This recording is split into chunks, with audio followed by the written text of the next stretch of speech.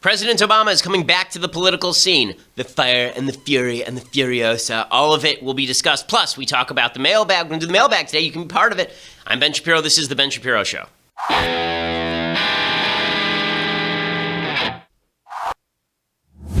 All right, so we're going to give you the latest on North Korea in just a moment, plus the Democrats basically taking sides with North Korea over Donald Trump if forced to make a decision, some Trump staffing issues, some Trump Russia stuff. Plus, we're going to do a fulsome mailbag today. But before we get to any of that, I first want to say thank you to our sponsors over at Birch Gold. So right now, things seem a little uncertain. Do you wake up in the morning wondering whether you will survive a nuclear attack? If so, you may want to consider what would happen to the markets if, in fact, the world situation grows more volatile rather than less. The stock market took a dump yesterday to the tune of about 200 points.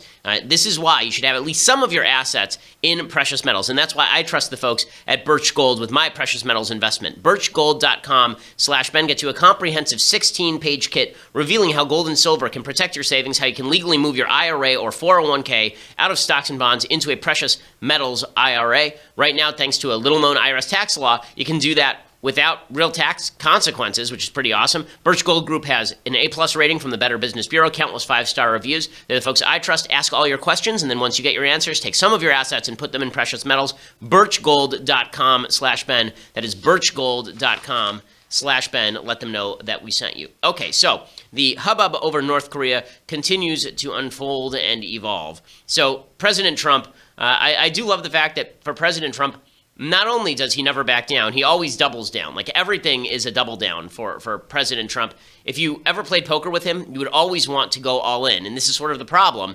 The reason being that half the time he's bluffing and half the time he's not. And you really don't know when he's bluffing and when he's not. But you have a pretty good indication that he's bluffing sometimes because he can never get out of a hand. He never just puts it down and says, okay, walk away from this hand. Everything has to be doubled down on. So you remember a couple of days ago, Trump said about North Korea that if North Korea were to continue to threaten, then he would unleash the fire and the fury and, frankly, the power. You remember all of this. The fire, fury, furiosa, frankly, power, Mad Max, Fury Road, unbelievable, Draconis. And so everyone went nuts. The left just thought this was insane. He's going to burn everyone alive. And I was saying, calm down, everyone. That's not going to happen. There are negotiations happening behind the scenes. Trump tweets stuff because that's what Trump does. And even the North Koreans know better than to fire a nuclear missile just because Trump is mouthing off. They know enough to know that should they actually try something, we would finish them. They would be done. So this morning, Trump tweeted out, military solutions are now fully in place, locked and loaded should North Korea act unwisely. Hopefully Kim Jong-un will find another path. Okay, everybody say, oh, it's an escalation, a dramatic escalation. The rhetoric is escalating. The activity is not. So we are doing the same flyovers of North Korea that we've always been doing. We've been doing the same joint naval exercises with the Japanese and with the South Koreans, with the South Koreans that we've always been doing. Nothing has really changed along those scores. So the idea that Trump is dramatically escalating the situation, it's just not true. But his rhetoric is constantly escalating because Trump gets a high off of his own fumes when it comes to the level of his rhetoric. I mean, this is why he has people apparently bring him folders filled with pictures of him looking powerful. So yesterday he's asked about the fire and the fury and the furiosa and the phenomenal fury. And he was, and he says, not only was I right then, I'm going to double down. It's not even big enough. I think we have to go even bigger with the rhetoric. And frankly, the people that were questioning that statement, was it too tough?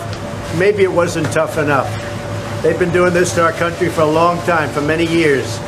And it's about time that somebody stuck up for the people of this country and for the people of other countries. So if anything, maybe that statement wasn't tough enough. And we're backed by 100% by our military. We're backed by everybody. And we're backed by many other leaders. And I noticed that many senators and others today came out very much in favor of what I said. But if anything, that statement may not be tough enough. I love that he keeps saying that the statement, it may not be tough enough. He did this during the campaign a lot also. Anytime he was asked about something, he would say, there's some people who are saying I didn't go far enough. Maybe I should have gone farther. I should have talked about the ferocity, frenzy, furor. I should have talked about the fierceness and the flare-up and the force. I should have talked about all of those things just for alliterative purposes. Alliteration is where the first letter is the same of all the words and the sound is the same. Yes, people. Okay, so is all of this helpful? You know, honestly, I don't think it's that bad. I don't think it hurts. I don't think it's the end of the world. I don't think we're going to get in a nuclear war because Trump is doing any of this stuff. And all the media members attempting to push you into feeling this way have an agenda, as we discussed yesterday. Trump said, listen, this is not a dare. I'm not daring North Korea to do anything. I'm just stating if they do something, then we'll finish them. Let's see what he does with Guam. He does something in Guam, it will be an event the likes of which nobody's seen before, what will happen in North Korea. And when you say that, what do you mean? You'll see. You'll see. And he'll see. Is that a He dare? will see. It's not a dare. It's a statement. Has nothing to do with dare. That's a statement. He's not going to go around threatening Guam, and he's not going to threaten the United States, and he's not going to threaten Japan, and he's not going to threaten South Korea. No, that's not a dare, as you say. That is a statement of fact. So what's the actual likelihood of anything happening here? Very low, because here's the reality. The Kim Jong-un regime is mainly interested in self-preservation. It's a stable regime because they don't care if they continue killing their own people and oppressing their own people for decades on end. They've been doing it now for 60-odd years, so nothing really changes there. All they care about is maintaining their own power, and that means the last thing they're going to do is launch a nuclear weapon at Guam or launch a nuclear weapon at the United States.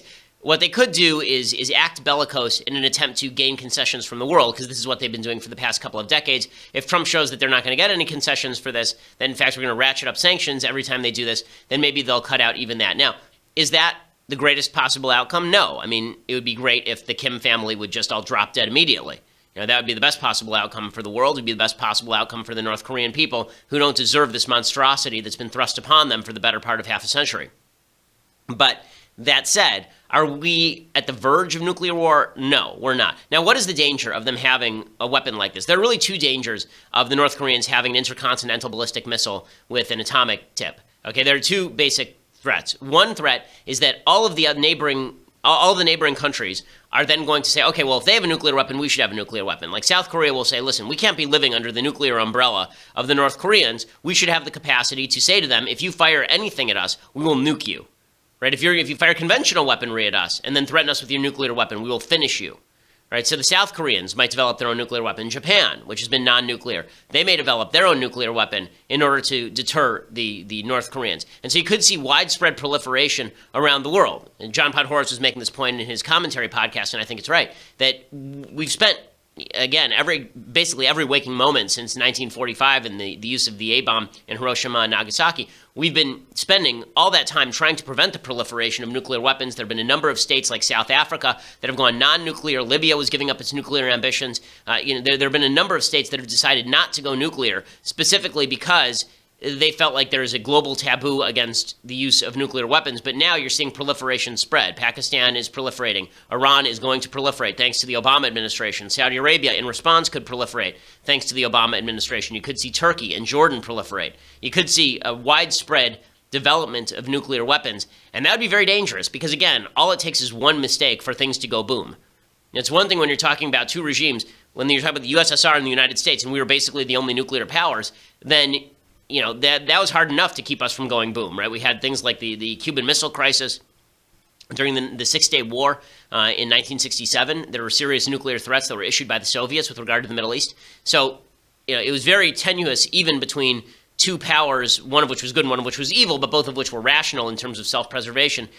What happens if you have a regime that is really tenuous and that feels that its only method of defense is a nuclear weapon and everybody else is proliferating? So that's danger number one. Danger number two is you could see a world in which the North Koreans start to pursue more aggressive action and attempt to ratchet up pressure on the world to give them concessions, and so they start destroying South Korean boats. Right? They start threatening Japan, firing missiles at Japan every so often, and basically saying, listen, what are you going to do about it? You attack us, we'll nuke somebody. Using that as their deterrent, not in order to calm the waters, but in order to rule the waters. That's the danger in North Korea. But is the danger immediate nuclear war? No, I don't think the danger is immediate nuclear war. So everybody ought to stop thinking that they're Linda Hamilton in Terminator 2, where they're grabbing a chain link fence as the blast wave hits them and rips their skin away from their body. I don't think that's what's about to happen here. But by the same token, the military option certainly should not be off the table because things are only going to get worse, not better, with North Korea. I think everybody who's assuming that this regime is just going to magically collapse. Again, the Soviet Union collapsed because Mikhail Gorbachev made a vast miscalculation with regard to modernization. He felt, okay, if we modernize, if we open our doors a little bit, if we do glasnost, the Soviet Union will survive. Instead, everyone who could opt out of the system opted out of the system. the Kim regime is not going to make the same mistake. They're going to keep this thing locked down as long as humanly possible. Kim Jong-un is a very young man, and that means that he is going to be around for quite a while, unfortunately, barring some sort of miracle that takes him out. You know, you hate to pray for God to kill people, but if God's going to take somebody, let him take Kim Jong-un. The guy is a piece of human debris, and the entire family needs to be deposed. But he is he's my age, right? He's 33 years old. In fact, he was born a week before I was. So it's, he's a young guy. He could be around for another 50 years. So the idea that this is on the verge of collapse is just not true. And that's why it's such a dangerous situation. Now, because it's a dangerous situation, you would assume that the Democrats should, for just a second, put aside their animus for President Trump and start talking instead about supporting a basic American stance on this, which is that North Korea has to calm this stuff down or we're going to be forced into taking action. That North Korea, the negotiation should be taking place, that when Trump says things, he does have the credible threat of force behind him. And instead, Democrats have decided it's more important to shame President Trump. We'll talk about that in just a second. But first, I want to say thank you to our sponsors over at the USCCA. So this is an amazing story. A guy named Devin Hopkins woke during the night to a stranger banging on the side of his house trying to break into his basement. He was fearing for his life, so Devin got a gun, confronted the burglar, aimed low to shoot the man in the leg. Now, fast forward a year, he's now being charged with aggravated assault and careless use of a firearm. Apparently, he was sentenced in July 2016 for defending himself in his own home. The burglar has yet to be charged. The world is not fair. Just because you're defending yourself in your own home, just because you're defending yourself from home intruders, that doesn't mean that the police aren't going to come and arrest you and you might not be prosecuted. And that's why you need to work with the USCCA. The USCCA wants to protect hardworking Americans who are trying to defend themselves and their families. That's why they're there to educate, train, ensure responsibly armed citizens before, during, and after a self-defense incident. No one should go through the aftermath of a self-defense incident alone. And the USCCA is making sure you can defend yourself. They're giving a gun away every day to show appreciation and support for our Second Amendment rights. For information about their life-saving coverage, visit defendmyfamilynow.com today. That's defendmyfamilynow.com. Again, they'll make sure that that you're educated for when to pull the trigger, how to pull the trigger. You can go to defendmyfamilynow.com right now and register for the possibility of winning a gun. They're giving away a gun every day. You can do all of that. Plus, if, God forbid, you have to use your gun in a self-defense scenario, then they will help you ensure that you are legally covered and you don't either go bankrupt or spend the rest of your life in court or jail. That's what the USCCA is there for. So go over and check out defendmyfamilynow.com. Okay, so naturally, Trump is saying all this stuff, and the media is trying to make it out that he's a crazy person who's going to get us into a nuclear war. Not happening. And the Democrats are trying to suggest that Trump is actually the bad guy. So a Democratic representative named Juan Castro, he is this Julian Castro or Juan? I know that Juan and Julian are twins. So this one is Joaquin, Joaquin Castro. So Julian and Joaquin are brothers. And Joaquin was arguing that North Korea is just getting more threatening because of Trump. Not because they threaten, and they've been threatening consistently for my entire lifetime, but because of Trump. I mean, this is working in bad faith for Democrats. It really is. Here's Castro. Well, the first thing is that I think some of these threats have been made because the president has also made his own threats. And so that's why I'm saying that we need to allow diplomacy a chance to work instead of going tit for tat with a 32-year-old dictator in North Korea.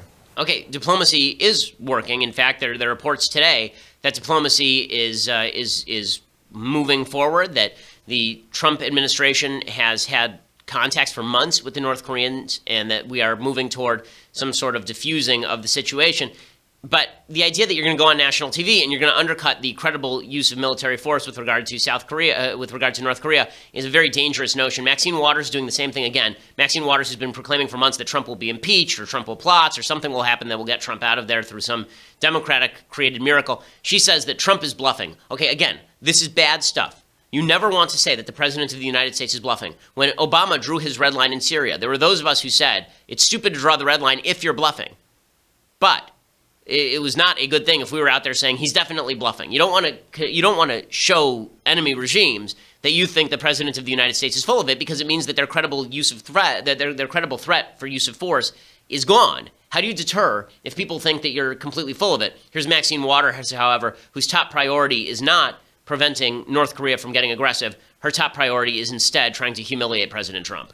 I believe that North Korea is interesting threats to the United States, but I think There's some things that they want from us, and we have to find out whether or not we can work with them on the things that they're asking for. And so this is something that we should be very concerned about, but this is not the time to go bluffing and threatening. This is a time for diplomacy. Okay, so, whenever Democrats say it's time for diplomacy, diplomacy involves the credible threat of use of force. I mean, that's half of diplomacy. Right? The whole idea of diplomacy is supposedly the iron fist inside the velvet glove. And you either get the velvet glove or you get the fist. If there is no credible threat, then why engage in diplomacy in the first place? I mean, if the North Koreans know we're not going to do anything, then why wouldn't they just continue to develop their nuclear weapons and threaten whomever they want and fire nuclear weapons at whomever they choose? There has to be a credible threat of force. Democrats treat diplomacy, it's a pet peeve of mine, they treat diplomacy as though diplomacy is an actual policy instead of diplomacy being a strategy toward the achievement of policy. There is a difference. Okay, a policy is something that you are attempting to forward. Obviously, you would prefer diplomacy to force if they achieve the same end. But if they don't achieve the same end, then you have to determine, is diplomacy better or is force better? Diplomacy is a strategy. It's like, I'm in a fight with my wife, right? And I have a couple of strategies as to how I can diffuse the situation. Okay, the goal is not the strategy. The goal is to diffuse the situation. Maybe to diffuse the situation, I need to give her space. Maybe to diffuse the situation, I need to hug her and talk. But those are strategies toward diffusing the situation. The goal of the situation isn't for me to have alone time. The goal of the situation isn't for me to grab a hug. Maxine Waters and Democrats, they treat diplomacy as though the goal of the situation is to talk with North Korea. Who wants to spend their time talking with North Korea? The purpose of talking with North Korea is to achieve some sort of settlement where we're not on the verge of nuclear war every 5 seconds with a nutcase who lives there. That's the purpose of all of this. One of my pet peeves here is also Ben Rhodes, who just needs to go away and shut up. Ben Rhodes is the idiot national security advisor under President Obama. His great national security experience before that had been being a failed novelist. He'd written half a novel that was never published. And it's really, he is the author of the egregious and horrifying Iran deal, and he's tweeting out about this stuff. He should shut up, because the bottom line is that we're going to be in the same situation with Iran in about 5 minutes here, because he signed a nuclear deal with the Iranians that allows them to pursue a nuclear weapon. The minute they say they have developed a nuclear weapon, then all of a sudden we're going to get, it's because Trump undermined the nuclear deal. That's why all this happened.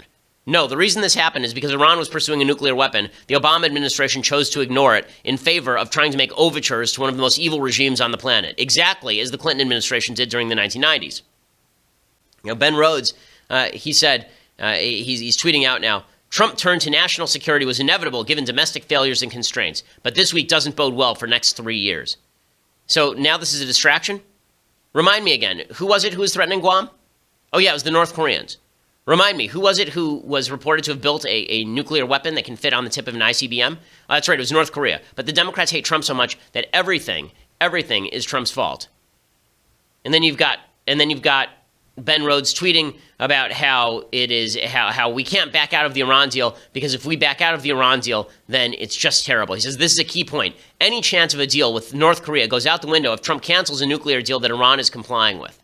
Then maybe you shouldn't have signed a bad nuclear deal with Iran, handing them the store, opening the grocery store. The Democrats keep signing bad deals, and then they're shocked when everybody takes advantage of the bad deals. That is far more of a problem than people trying to enforce deals and trying to ensure that places don't go nuclear and threaten others. It's really quite amazing. I mean, the delusion of the Democrats is insane. He says they're ripping on Trump because of this tweet about military solutions and locked and loaded. He says, are we coordinating with our allies? Listen, I am sure that our military is coordinating with our allies. Trump says stuff. Everybody knows Trump says stuff.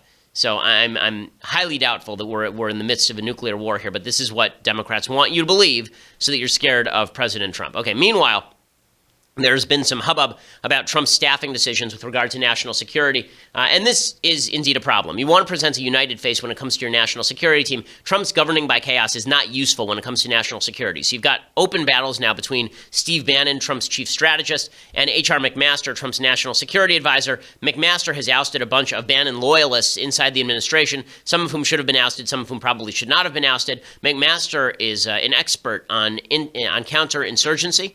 His perspective on Afghanistan is apparently one of the things at issue with Steve Bannon. Bannon just wants to get out of Afghanistan. McMaster is saying, guys, al-Qaeda is still there, If we get out of there, there will be another terrorist attack. We ought to be staffing up, not staffing down in Afghanistan. Bannon is arguing the reverse. That fight is causing Bannon to feel marginalized and lash out at McMaster. There's some ancillary issues regarding McMaster. McMaster is not particularly pro-Israel, which I think is a problem, obviously. But Trump is the president, and if he can check McMaster on Israel and then listen to his advice on Afghanistan, that seems to me probably a better strategy. Trump has been forced to come out yesterday, for example, and say that he has confidence in his own national security advisor. This does not provide the sort of face to the world that you want. What you want when it comes to foreign policy is a united front where people know that whatever you say is credible, that there are not arguments among your members of your administration publicly. You don't want members of your administration arguing with each other. That creates confusion, and it leads America's enemies to sit around thinking, okay, what do they really think? What do they really want? So here is Trump being forced to testify to the greatness of McMaster. Do you have full confidence in your national security advisor? Yes, I do. General McMaster? Yeah. Absolutely. He's our friend. He's my friend, and he's a very talented man. I like him, and I respect him. Okay, so he's sticking with McMaster for now. The right is very upset with McMaster because of all the purges of a lot of the Bannon people and the feeling that McMaster is more of a traditional defense guy who's willing to work with Obama holdovers. All of that is Trump's call. All of it's Trump's call. I keep hearing from people, you got to trust Trump. Fine, trust Trump. It's his call. Time for him to get his poop in order. The same thing is happening with regard to Sebastian Gorka. Sebastian Gorka is one of the national security advisors, a foreign policy advisor to President Trump. It seems like his main job is to go on TV and say stuff that Trump likes. Sebastian Gorka, I've met him, I think, once. Seems like a nice guy. I think he's pretty knowledgeable about world events. But he and Rex Tillerson, Trump's own Secretary of State, are going at it because Tillerson is saying, don't worry about the militaristic rhetoric. We're working on something. And Gorka's out there saying, Tillerson's at state. He doesn't get to talk about what Defense Department is doing. And so now Gorka is under fire for going to war with Tillerson. Sebastian, this is going to be all over the papers, and whether you had the exact meaning that people have now interpreted it as, it looks like to some people, it looks like, forget backstabbing, that you front stabbed the Secretary of State.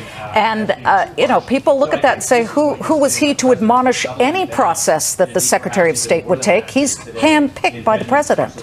I was admonishing the journalists of the fake news industrial complex who are forcing our chief diplomat into a position where they are demanding he makes the military case for action when that is not the mandate of the Secretary of State. That's why we have a Department of Defense. If a journalist doesn't know the difference between so Gorka tries to turn on the media, but again, Trump needs to get his team under control. You'd hope that John Kelly would help him with this, but obviously Kelly is not able to get everything under control as of yet, and that is not a good thing. Okay, so before we get to things I like and things I hate, and then I want to spend some ample time on the mailbag, first, I want to say thank you to our sponsors over at Policy Genius. So right now, if you don't have a life insurance policy, you're making a very large mistake. You should have a life insurance policy no matter how young you are, no matter how old. The bottom line is you don't want to die and leave your family in the lurch. PolicyGenius.com is the place you can go to learn about life insurance, compare quotes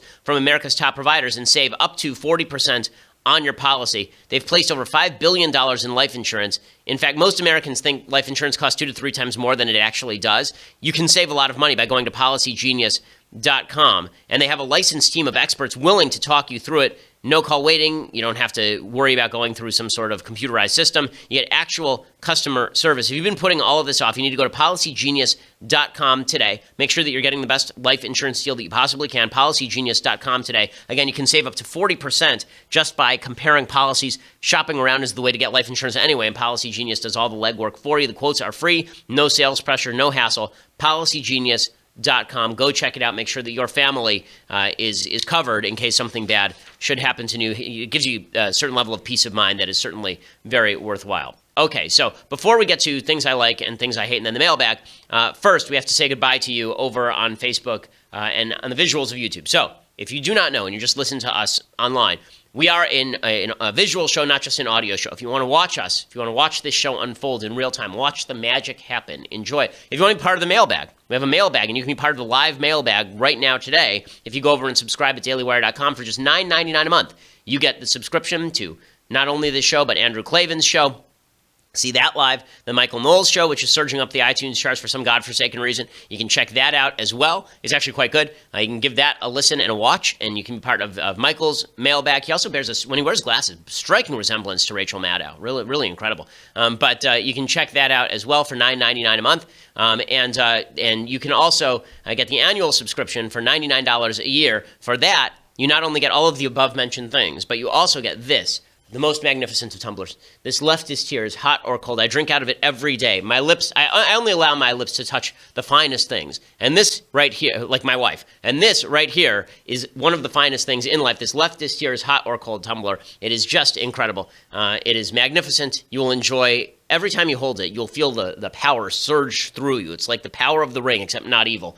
You can check it out, Leftist Tears Hot or Cold Tumbler, for a $99 annual fee and become part of our team and join the mailbag so you can ask me questions right now and make your life complete. So make sure you subscribe. Also, we are, for the entire week we have been, #1 news and politics podcast in the country. We are #2 to Oprah. Folks, a little disappointed. Not in you, but I think iTunes is screwing with us, to be honest with you. I mean, you look at Oprah's ratings, and she's at like 2.5 stars, and we're at 5 stars with 8,000 reviews at this point. But we are #2 to Oprah. Oprah must be defeated.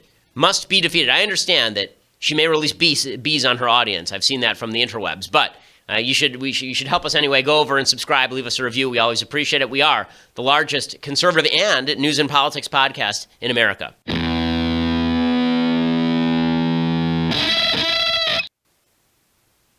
Okay, so time for some things I like and things I hate, because I would like to leave ample time for the mailbag today. So we'll go right to things I like. So today's thing is I like another book on North Korea. I think people should be educated about this state. The book is called The Impossible State by Victor Cha. And it is a history of North Korea. It looks back at what it was. It looks forward to what's going to happen there. It talks about its level of stability, what comes after if the Kim family should basically lose power, whether there is, in fact, some sort of internal turmoil. It's very difficult to tell. North Korea is sort of a black box. And so the reporting on North Korea tends to be a little bit of haphazard because they don't allow foreign journalists in. But this book is quite a good look at North Korea, how it operates, and why it has the problems that it has. The Impossible State, North Korea, Past and Future by Victor Cha. You can go check that out. Okay, other things that I like. So Barack Obama is coming back, so this is exciting. He's going to campaign for the Democrats. I could not be more excited about this. Democrats are so screwed that they are trying to bring back the ghost of Christmas past. They're bringing back the president who lost them 1,000 seats in state houses across the country, 12 governorships, 10 Senate seats, 63 House seats. That's the guy that they are trying to restore to the leadership of the Democratic Party, the guy who created a coalition so fragile that even Hillary Clinton couldn't mobilize it in her own favor to defeat a reality TV game show host. And Obama is back. Apparently, he's going to help them fundraise. Ha, ha, ha. The Democrats have raised apparently half the funding that Republicans have since the election cycle, which is amazing.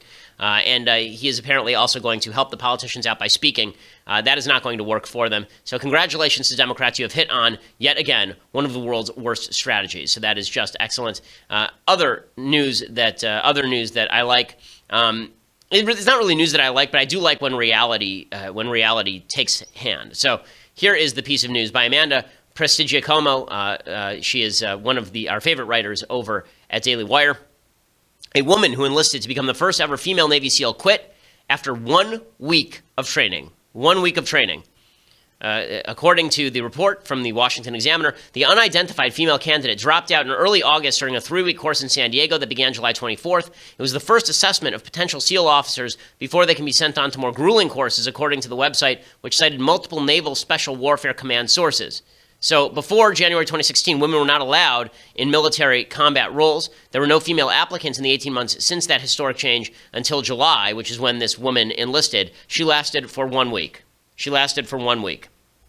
Okay, so the fact that she signed up, listen, anybody who signs up is doing more than I have, so I can't criticize them on that basis. But the stupidity of a left that suggests that women are exactly the same as men in every way is demonstrated every single day by reality. By the way, this is one of the reasons I think this movie Atomic Blonde is failing. We were discussing this before the show, Mathis and Austin. Austin saw the movie. He thinks it's really good. I haven't seen it yet, so I really have no opinion on the quality of the film. Apparently, it has a 20-minute fight sequence that's really amazing.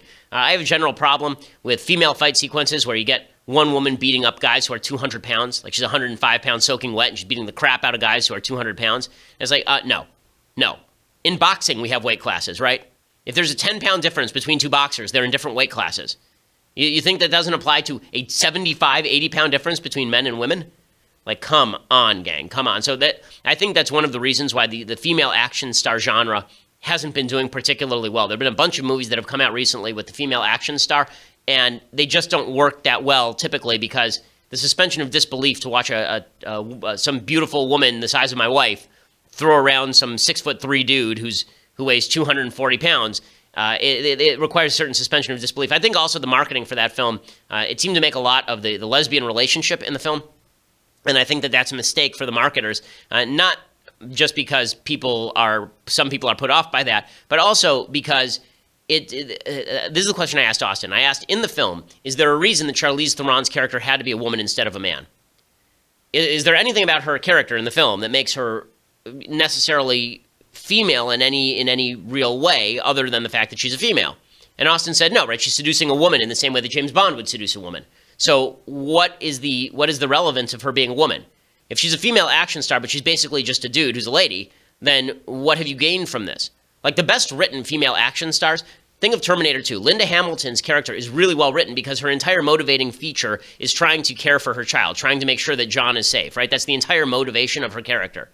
If you think of other great action movies where a woman is put in a position of peril, often she's given a motivation that is more typically feminine than, basically she could be James Bond. And I think that's a good thing. I think that there's something that doesn't ring authentic about women who just could be men on screen or men who could just be women on screen. The men and women are different, and we pick up on that, and films lack authenticity when they don't play into that, I think. So that's not sexism. That's just the reality of men and women being different, which I understand is something we're not allowed to talk about anymore. I get all of that. Okay, so other things. Okay, so let's do some things that I hate. So I think that President Trump needs to shut up about Russia. And the reason I think he needs to shut up about Russia is every time he opens his mouth, he just gives fodder to the Democratic side. Now, I still see no evidence that Trump colluded with Russia in this election cycle. I see evidence that his son, Donald Trump Jr., attempted to collude with Russia, but that is not evidence of collusion. The person who is most closely tied with Russia in the Trump campaign was Paul Manafort. Paul Manafort was his chief campaign staff. He was the head of his campaign for 3 months, and he was raided by the FBI apparently in the last couple of months. Trump was asked about Manafort and the raid on him by the FBI, and here was Trump's statement. To do that early in the morning, whether or not it was appropriate, you'd have to ask them. I've always found Paul Manafort to be a very decent man, and he's like a lot of other people, probably makes consultant fees from all over the place. Who knows? I don't know. But I thought that was that was pretty tough stuff. Mr. President, To wake him up, perhaps his family was there. I think that's pretty tough stuff. Okay, the reason that he should not say stuff like this is because literally a week and a half ago, he was on tape talking to police officers and saying when there is a criminal suspect, don't put your hand on the top of their head. If you have to rough them up a little bit, go ahead. Right now he's talking about this really tough stuff that Paul Manafort got woken up in the middle of the night. It's not a good look, okay? Not a good look. Like, that's not the problem here. What he should say is, if he thinks Manafort's innocent, he should say Paul Manafort is innocent. If he doesn't think he's innocent, he should shut up. But doing this whole, he's a victim of the system routine, it just doesn't wash. And it especially doesn't help that every time Russia does something bad, Trump seems to feel the need to defend them in some weird way. So Vladimir Putin kicked out 755 diplomats out of the U.S. embassy in Moscow, apparently. And here was Trump's response to that. No, I want to thank him because we're trying to cut down on payroll. And as far as I'm concerned, I'm very thankful that he let go of a large number of people because now we have a smaller payroll. There's no real reason for them to go back. So I greatly appreciate the fact that they've been able to cut our payroll for the United States. We'll save a lot of money. So he's sort of half joking there, but I'm not sure what that joke is supposed to mean, considering that all of these people are still employed by the United States. So it's not really true. Shouldn't he say, that's inappropriate? Like, there are a bunch of people who just were kicked out of their homes, out of their living quarters, kicked out of the country. Shouldn't he at some point say, that's bad? Like, I'm sorry, they're saving us a lot of money. First of all, it's not even technically true. And second of all, it's not even a good joke. So I'm not sure what exactly he's trying to accomplish with all of that. Okay, other things that I hate. Kathleen Rice is a Democratic congresswoman. She's very angry because the NRA and Dana Lash have cut a series of ads. The ads are very kind of tough in tone and tenor. They're not my favorite ads. I love Dana. Dana's wonderful. I don't think this is Dana. I don't think this is the best use of Dana. I think Dana's a wonderfully charming person, a very warm and inviting personality. And I think the ads have become very kind of growly. So they're not my favorite thing in the world. But this is insane. Okay, so Kathleen Rice is a Democratic representative. She says, "I'm just going to say it." Okay, first of all, on Twitter, whenever and in life, whenever you say "I'm just going to say it," it's usually followed by something you really should have thought more about saying, right? Which is, "I'm just going to say it." NRA and Dana Lash are quickly becoming domestic security threats under President Trump. We can't ignore that. Domestic security threats? Are you crazy? I mean, the answer is yes, you are crazy. I mean, that's a crazy statement. Domestic security threats. You're a domestic security threat when you suggest that Americans ought to be armed in case of violence, that Americans ought to be armed in order to protect themselves from home invasion. Like exercising their Second Amendment rights, that's what the NRA is for. And when Dana Lash points out that it's a threatening world out there, they're a domestic security threat. And no wonder Republicans say that Democrats are fascists when they issue stuff like this. Once you label someone a domestic security threat, that leads to a justification for shutting them down.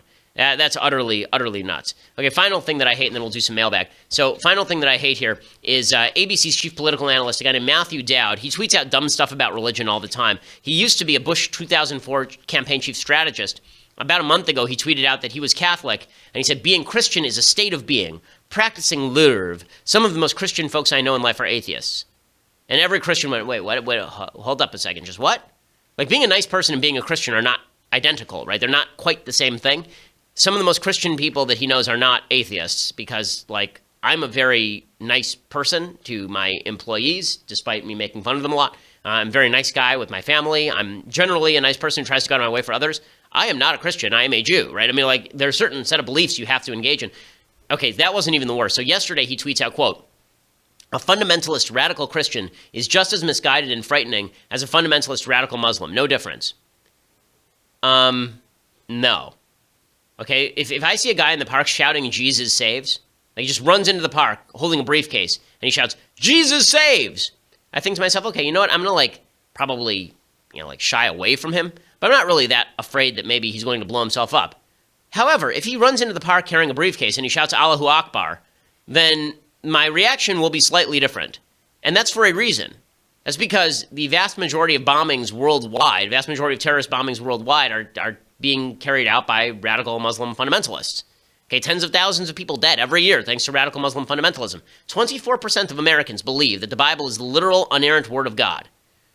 Right? And there's another 47 who believe that it's inspired by God.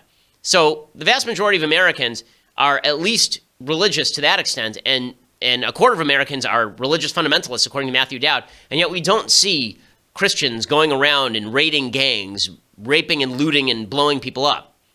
But this is the stupidity of the media that's looking for moral equivalence wherever it can find it. Okay, so let's do some of the mailbag now. All right, Dean says, "Ben, quick, top 5 Halloween October movies, go." Okay, so Halloween movies. So I have to admit, I am not a scary movie fan. Scary movies are not my thing. They tend to be kind of off-putting to me. If I were forced into it, I would say The Shining is in my top 5. I'm not a huge Psycho fan. And the reason being that the first 2/3 of it is great, and then the ending is so weird. Like, the last 10 minutes of it is so meh. I'm having a hard time coming up with movies that I think are really scary, that are good, that are not sci-fi. Like, for example, I really like 10 Cloverfield Lane, but I don't think that counts as a horror movie, even though maybe it should. Right? It's sort of a quasi-horror film.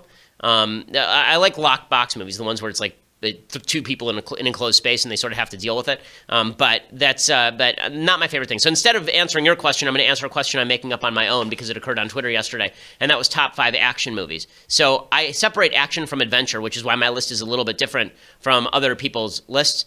So I don't include movies like Indiana Jones in my top 5 action movies because it's more of an adventure movie.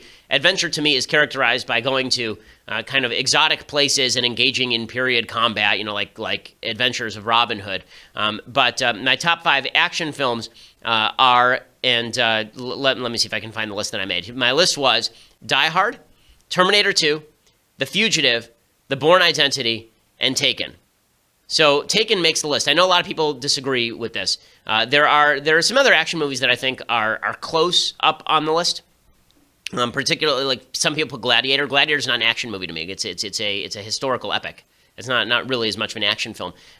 For me, if no one fires an automatic weapon at any point in the film, then it's probably not an action movie unless there are a bunch of great action set pieces like a train trying to run you over, like in The Fugitive. It's amazing how The Fugitive has sort of been forgotten, but it's so eminently watchable. If you're flipping around TV and The Fugitive is on, then the chances are that you're going to end up watching at least 15 minutes of it. But Die Hard, obviously top of the list. Die Hard is just an amazingly good film. The script is so good. The key to a great film, period, is that the villain has to be fantastic. And in each one of these films, the villain is really good, or at least the situation is really compelling. So Die Hard, the villain is one of the greatest villains in film history. Hans Gruber is one of the best villains ever. Terminator 2, Robert Patrick playing the kind of puddle of metal that can morph in the T-1000. It's just it's spectacular. The Fugitive is great performance. I mean, Tommy Lee Jones won Best Supporting Actor Oscar for it. Born Identity has some of the great action scenes in film history. And Taken, I love Taken. I got to admit, I think Taken is an amazing action film. Taken it's become so iconic that now everybody is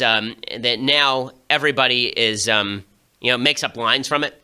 I have a particular set of skills. Look, it ushered an entire new career in for Liam Neeson, being like this old tough guy who beats people up. Liam Neeson also happens to be one of my favorite actors, so there's that. Like, one of the great tragedies of Gangs of New York is that they take him and murder him in the first 15 minutes of the film, and it's like, and I have to watch 3 hours of Leonardo DiCaprio versus Daniel Day-Lewis when I could have watched 3 hours of Liam Neeson versus Daniel Day-Lewis. Wouldn't that have been a better film? Yes. What if they had made Leonardo DiCaprio the lead, like his father, like reverse the casting, and young Liam Neeson versus Daniel Day-Lewis for the rest of that film? So much better. Like, Liam Neeson just makes stuff better. Dark Man is not a good movie, but it's a good movie because Liam Neeson is in it. Liam Neeson is awesome. They have to stop killing him in the first 10 minutes of every film. There's like 1,000 films where Liam Neeson gets killed in the first 15 minutes, and it's stupid. Stop doing that, people. It's annoying. Like, even in Silence, he's the best thing in Silence. He's in Silence for like 10 minutes, and it's fantastic. By the way, good movie, Silence. I think it's the best Scorsese film is Silence. Okay. Eric says, hey, Ben, how much can you bench? So, I know that sounds geeky. I am more of a CrossFit guy than a bench press guy because I'm not looking to gain bulk. I'm long and lean. I'm just a massive coiled tension and muscle. The last time I tried to do any sort of benching, I think I topped out around like 215. So not huge amounts of weight, but I benched it, I think 6 times. So I don't know what my top bench is, but I'm not a bodybuilder or weightlifter. I can say that I can pump out 100 push-ups pretty easily. Or I can pump out 30 pull-ups pretty easily. All the sort of active stuff that I flip lots of tires and hit things with hammers and such. And I can do and I'm very proud of this. I can do have you seen the American Ninja Warrior thing where they have like the peg board, where there's a board and they take the pegs and they climb up the board using the pegs? So I can do that as well. So that's kind of fun. Alexandra says, hey, Ben, what is a good non-religious argument against issues like euthanasia and assisted suicide? Thanks. So, I've told people this is an issue where I am split when it comes to the legality of euthanasia and assisted suicide. What I have a problem with regard to euthanasia and assisted suicide is making doctors into modes of death dispensation. Where do you draw the line? Right? So some people say, okay, well, for terminal patients, euthanasia. That's the strongest case. But just like abortion, that's like using rape and incest to justify the whole thing. What about somebody who just has depression? Right now, I think the statistics are like 1 in 200 people in the Netherlands is put to death through euthanasia. I don't want doctors to be trained in death. You actually get a market for that then, right? You get a market in doctors who dispense death at the lowest available prescription rate. And I think that a society that forwards dealing in death is likely to start taking life less seriously. Plus, you could have a lot of malfeasance. I mean, you could see a situation in which family members are pressuring an older member of the family to just get it over with so that they can take the inheritance. Or somebody has Alzheimer's and the family just decides, okay, put them out of their misery. I think it's a bit of a slippery slope, euthanasia. That's the secular argument. Dakota says, does the Bill of Rights apply to the states? If so, are any of California's new gun laws in violation of the Second Amendment? So, great question. The Bill of Rights originally did not apply to the states. It is only about the federal government because it is a federal document. Over the course of time, the Supreme Court gradually did what they called the incorporation doctrine, where in order to apply a lot of the elements of the Constitution to southern states, particularly, that were violating those provisions of the Constitution with regard to their black population, the Supreme Court started using the 5th and 14th Amendments, the Due Process Clause, to try and suggest that states were bound by the Due Process Clause and the Equal Protection Clause to enforce all of the other elements of the Constitution. That seems bad constitutional law to me. The First Amendment actually does not apply. I mean, the wording of the First Amendment obviously doesn't apply to the states, right? It says Congress shall make no law abridging freedom of speech, right? Congress is a federal institution. I don't know how you apply that to the states, but now that it's been legally applied to the states, it applies. So if you were to apply the Second Amendment to the people of California, then yes, California's gun laws almost universally violate the Second Amendment to the Constitution. Tyler says, hey, Ben, do you think legalizing medical marijuana on the federal level would help combat the opioid epidemic? Also, do you think Big Pharma would lobby against this? So, Tyler, I haven't seen evidence that that marijuana presence in particular states has lowered effects of the opioid epidemic. So if you could show me evidence of that, then I'd be all in favor of that. I'm in favor of legalizing marijuana on the federal level anyway, because I don't think that the federal government has done a good job of policing it. With that said, I think that it is worth noting that the high, apparently, that you get from marijuana is not even close to the high that you get from opioids, and opioids are significantly more addictive. The evidence on marijuana addictiveness is mixed at best. The evidence on opioid addictiveness is extraordinarily strong.